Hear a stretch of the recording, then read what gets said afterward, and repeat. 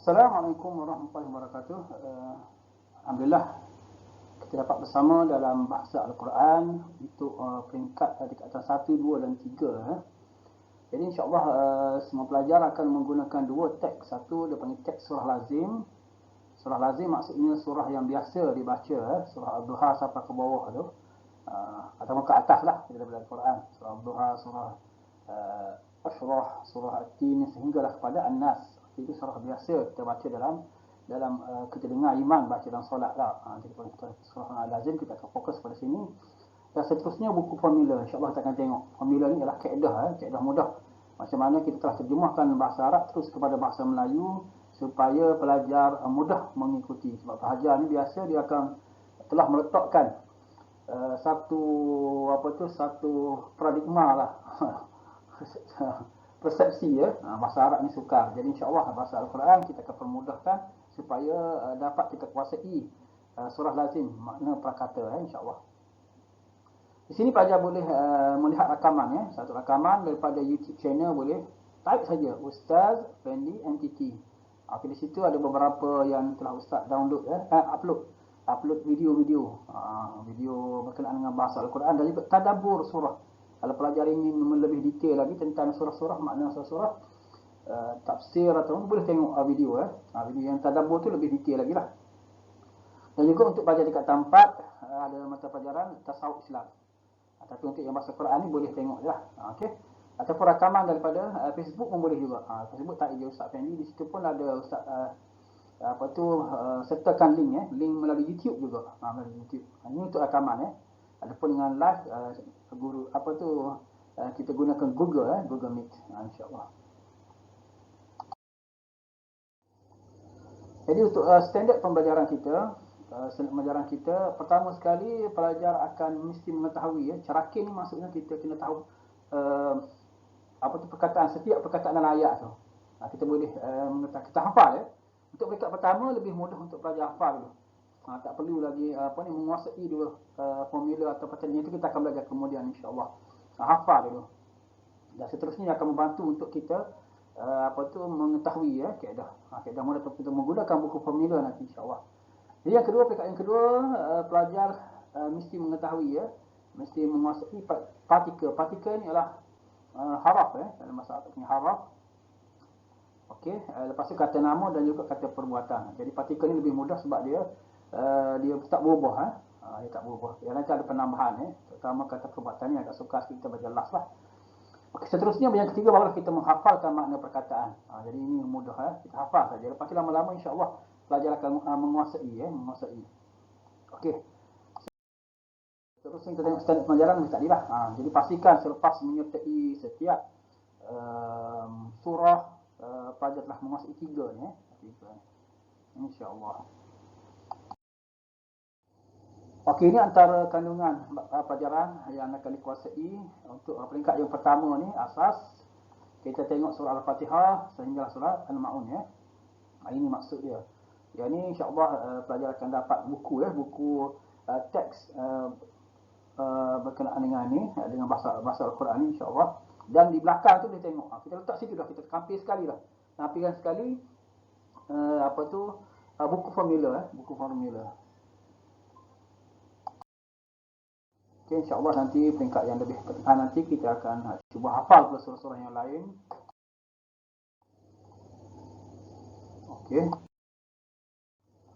Okey, inilah dua buku yang dimaklumkan oleh Ustaz tadi. Satu bahasa Al-Quran yang ini insya-Allah kena dapat daripada bahagian buku teks nanti insya-Allah.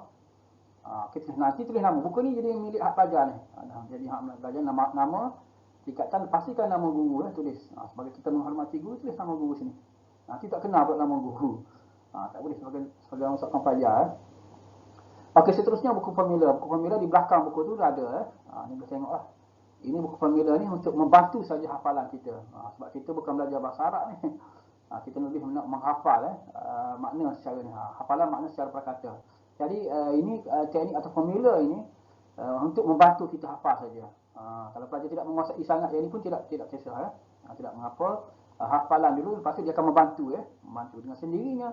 Hafalan itu sendiri boleh membantu bahasa Arab ataupun penguasaan partikel tadi, kata nama, perbuatan dan lain-lain lah. Seterusnya. Okay, yang buku ni, formula ni dah dilampirkan bahasa dalam buku teks. Okay, kita tengok dulu surah Al-Fatihah. Sebagai permulaan, kita akan tengok macam mana siri pembelajaran kita.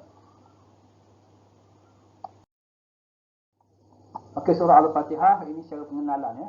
Diturunkan di Mekah yang mana 7 ayat. Ayat pertama hingga keempat memuji kebesaran Allah Subhanahu Wa Taala. Kemudian merupakan doa lah. Dan nama lain ialah As-Sab'u Mathani atau 7 yang berulang-ulang. Kerana ayat ni yang 7 diulang secara di dalam solat ya. Solat. Tak baca Al-Fatihah tak sah kita sembahyang. Okey, ini kata kunci. Kata kunci ialah untuk penguasaan. Ini lebih mudah sebab dalam teks ni dah tulis kat sini. Apa dia perkataan yang terdapat dalam surah ini? Okey, partikel ya. Partikel tadi haraf dalam syarat. Okey, partikel. Partikel ni kalau bahasa Melayu dia lebih macam perkataan sendi ya. Contohnya dan, tetapi, bagi lah. Kalau dia sendiri dia tak makna tidak diketahui ya. Dia kena tambah perkataan lain barulah berfungsi makna tersebut. Sebab kadang-kadang dia panggil kata fungsi. Okey, sini kita panggil partikel ya. Jadi perkataan ini lebih mudah untuk pelajar ingat. Sebab apa? Sebab dia tak berubah. Okey, seterusnya kata nama. Sama dengan bahasa Melayu juga. Nama lah. Allah. Cuma dalam bahasa Al-Quran ini, dia tambah contohnya sifat. Sifat yang maha penyayang, yang maha pengasih. Untuk Allah dia panggil maha lah. Tambah maha. Okey, semua ni dikenali sebagai kata nama. Kata nama. Lepas ni kita akan tengok macam mana buku formula menceritakan kata nama yang lebih mudah. Pertama, di depannya ada huruf alif lam. Tak nak kenal. Di hujung dia tak ada tanwin ataupun baris bawah. Masya-Allah kita akan tengok kemudian itu. Okey, untuk yang ni pelajar semua hafal je. Ini antara jenis kata nama Okey, itu kata perbuatan. Kata perbuatan sama juga dengan bahasa Melayu, perbuatan lah. Tapi beza kata perbuatan dalam bahasa Al-Quran dia dicampur dengan pelaku. Di sini adanya dan kami mengabdikan diri. Dalam bahasa Melayu yang perbuatan ialah abdi lah. Tak, abdi diri ni. Mengabdikan diri ni. Tapi dalam bahasa Al-Quran tidak. Dia mesti ditambah pelaku pelaku. Pelaku barulah perkataan perbuatan sendiri dah masa. Kalau dia fi'il semasa, dia panggil perbuatan semasa. Atau kata semasa ataupun dalam bahasa Quran dia panggil mudhari', maka kita terjemah jangan terjemah telah. Jadi untuk kata perbuatan ni akan pecah ada 3 InsyaAllah kita akan tengok kemudian. Tapi untuk surah Al-Fatihah ni ada 3 lah. Jadi mudah kamu belajar. Contohnya kalau dia panggil perbuatan lepas. Kalau perbuatan lepas, kata perbuatan lepas dia mesti ada telah lah. Telah. Fi'il madhi dia panggil. Madhi. Kena ada terjemah dengan perkataan telah. Kalau dia semasa, fi'il mudhari' tidak perlu tambah perkataan telah. Terjemah saja. Contohnya kami mengabdikan diri. Engkau mengabdikan diri. Ataupun mereka mengabdikan diri. Okey, itu adalah dia panggil fi'il mudhari'. Tidak dimasukkan telah. Kalau telah ni ialah fi'il yang lepas. Kata perbuatan lepas. Fi'il madhi. Lepas satu lagi yang ketiga ialah suruhan. Tunjukilah. Tapi untuk Allah kita tak katalah kita suruh Allah pula. Dia panggil berdoa untuk hamba kepada pencipta, kepada Allah dia panggil berdoa. Adapun Allah pada kita ataupun untuk yang kita sama-sama manusia dia panggil suruhan tunjukilah. Ada tambahlah Jadi ada 3 Satu dia panggil kata perbuatan semasa, lepas dan juga suruhan. Okey.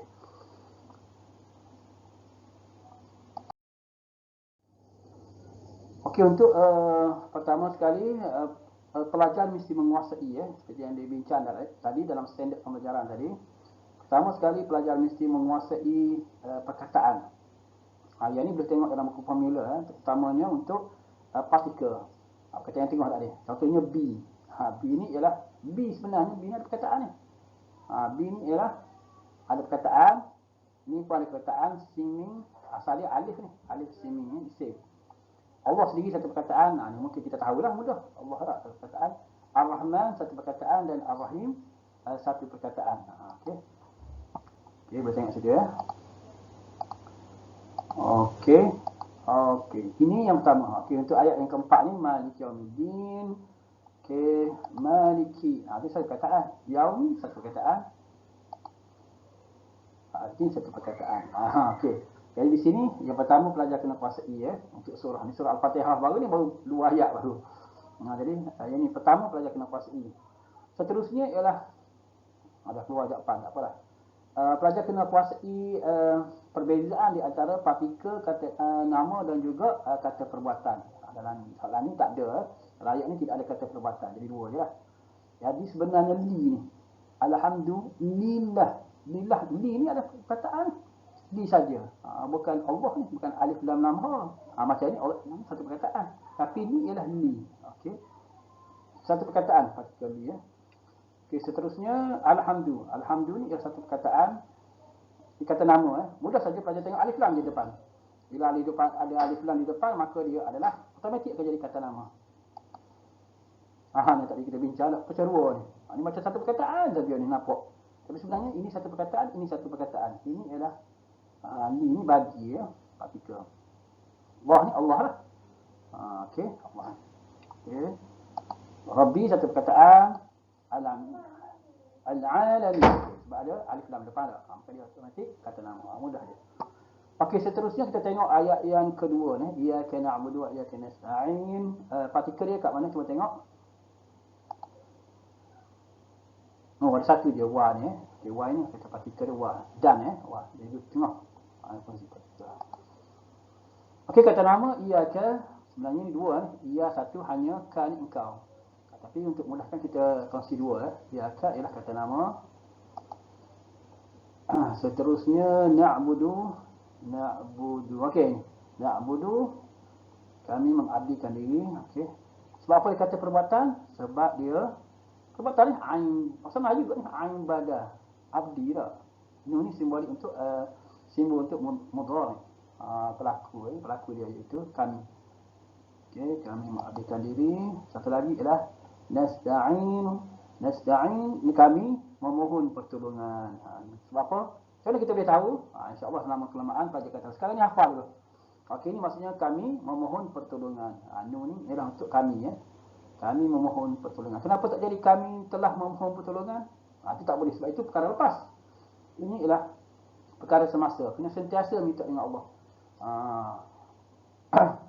Okey, sentiasa minta dengan Allah untuk abdikan diri pada Allah. Kami abdikan diri pada Allah. Okey, yang satu lagi ialah kami memohon pertolongan pada Allah. Nasta'in. Minta sentiasa. Sebab tu tak boleh minta lepas je.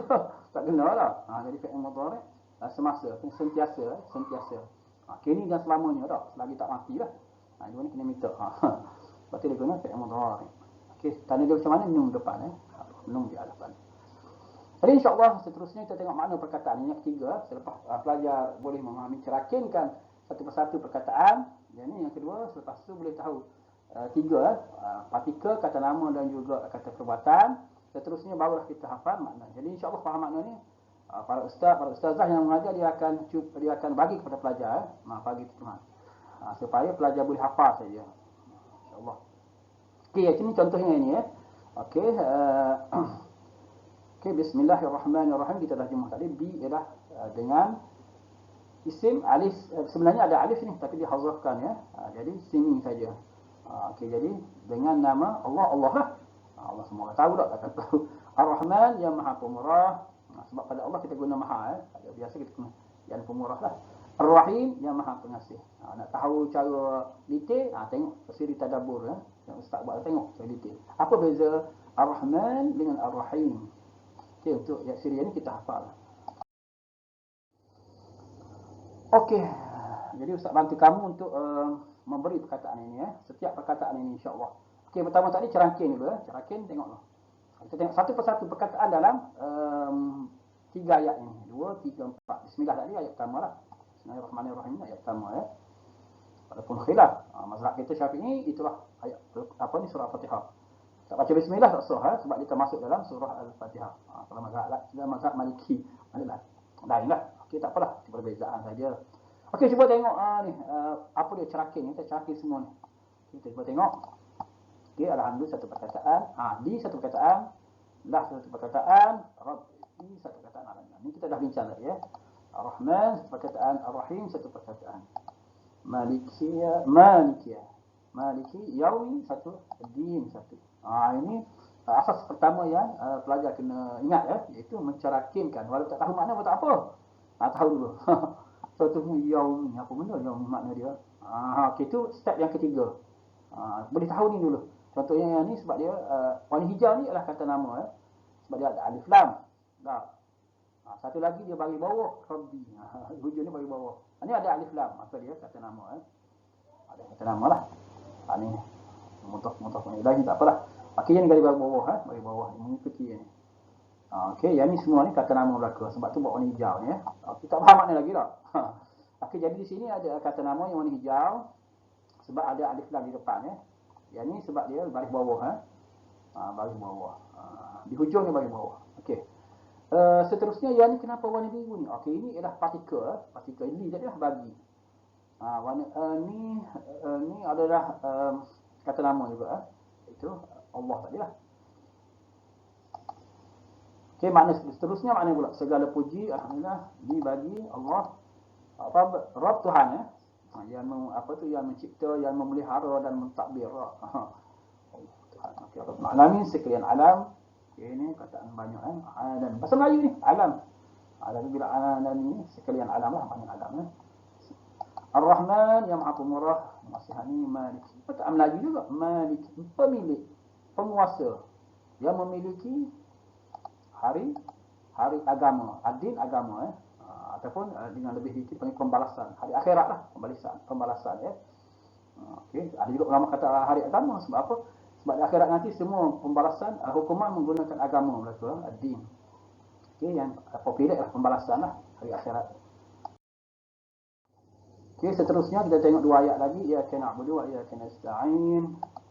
Okey, kita kuasai dulu setiap perkataan Yang ni Ustaz dah bagi tahu tadi sebenarnya dua ia hanya kan engkau.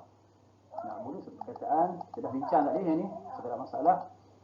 Hanya engkau kami abdikan diri dan engkau Okey, untuk ayat yang ke-6, ihdina. Okey, ini satu perkataan bukan kita kata ini satu perkataan, ini satu perkataan sebab ini adalah kata perbuatan. Bila kata perbuatan dia mesti ada pelaku.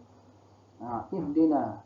Tunjukilah kami tunjukilah. Siapa kalau tidak ada pelaku, tunjukilah kami, minta dengan Allah lah. Ini doa tadi ni.